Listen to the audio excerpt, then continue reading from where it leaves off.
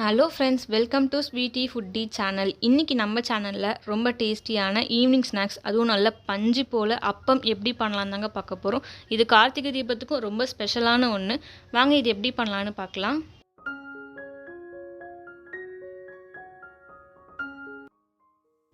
இப்போது இது ரெடி பண்ணுறதுக்கு வெள்ளைப்பாகு ரெடி பண்ணிக்கலாங்க. அதுக்கு நான் ஒரு கப்பில் வெல்லம் எடுத்திருக்கேன். அதே கப்பில் 2 கப் அளவுக்கு தண்ணி ஆட் பண்ணிக்கிறேன். உங்களுக்கு கப் மெஷர்மெண்ட் தெரியல அப்படின்னா ஒரு டம்ளர் இல்லைனா உங்கள் வீட்டில் இருக்க கிண்ணம் அந்த மாதிரி எடுத்து நீங்கள் மெஷர் பண்ணிக்கலாம். ஆனால் அந்த எடுக்கிற அந்த கிண்ணத்தோட மெஷர்மெண்ட்டே தான் நீங்கள் எல்லாத்துக்குமே பண்ணணும். இப்போது வெல்லம் நல்லா கொதித்து கரைஞ்சி வந்திருக்கு. இந்த ஸ்டேஜில் நம்ம ஸ்டவ் ஆஃப் பண்ணிக்கலாம்.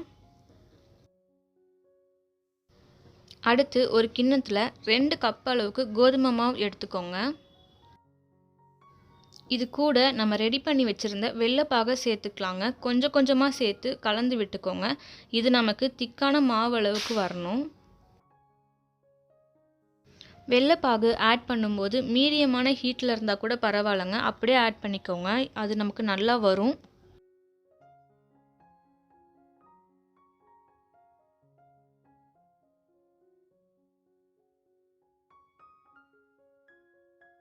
நீங்கள் எல்லா வெள்ளைப்பாகும் ஆட் பண்ணதுக்கப்புறமும் உங்களுக்கு கொஞ்சம் ரொம்ப கெட்டியாக இருக்க மாதிரி ஃபீல் ஆச்சுன்னா கொஞ்சமாக தண்ணி விட்டு கூட நீங்கள் ஆட் பண்ணிக்கலாம்.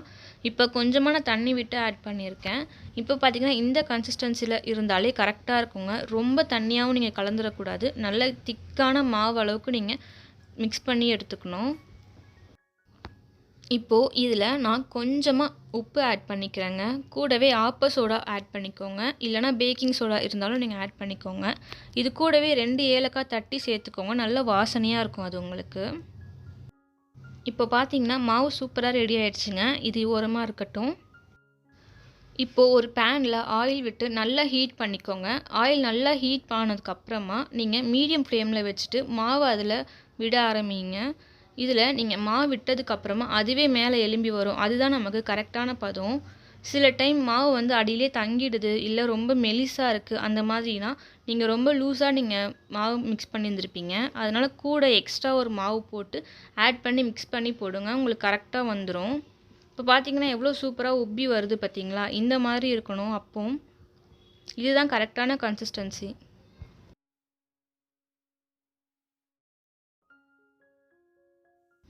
இப்போ பார்த்தீங்கன்னா அப்போ எவ்வளோ சூப்பராக உப்பி வந்திருக்கு. நல்லா சாஃப்டாக இருக்குது பார்க்கும்போதே. இந்த மாதிரி நீங்கள் மாவு மிக்ஸ் பண்ணி பண்ணிங்கன்னா தான் உங்களுக்கு கரெக்டான கன்சிஸ்டன்சியில் கிடைக்கும். இந்த மாதிரி கண்டிப்பாக உங்கள் வீட்டில் ட்ரை பண்ணி பாருங்கள். இது பார்க்கும்போதே பார்த்தீங்கன்னா எவ்வளோ அழகாக இருக்குன்னு சொல்லிட்டு. இது நீங்கள் ஜஸ்ட் ஒரு 5 மினிட்ஸ்லேயே செஞ்சு முடிச்சிடலாம் ஃப்ரெண்ட்ஸ். இது கண்டிப்பாக உங்கள் வீட்டில் ட்ரை பண்ணி பாருங்கள். இது ரொம்ப ஹெல்தியானதும் கூட. இது உங்கள் வீட்டில் ட்ரை பண்ணி பார்த்துட்டு எப்படி இருந்துச்சுன்னு கமெண்ட் பாக்ஸில் கமெண்ட் பண்ணுங்கள். இந்த வீடியோ உங்களுக்கு பிடிச்சிருந்துச்சுன்னா லைக் பண்ணி, ஷேர் பண்ணி, சப்ஸ்கிரைப் பண்ணுங்கள். கூடவே அந்த பெல் ஐக்கானையும் கிளிக் பண்ணி வச்சுக்கோங்க. தேங்க்யூ ஃபார் வாட்சிங் ஃப்ரெண்ட்ஸ்.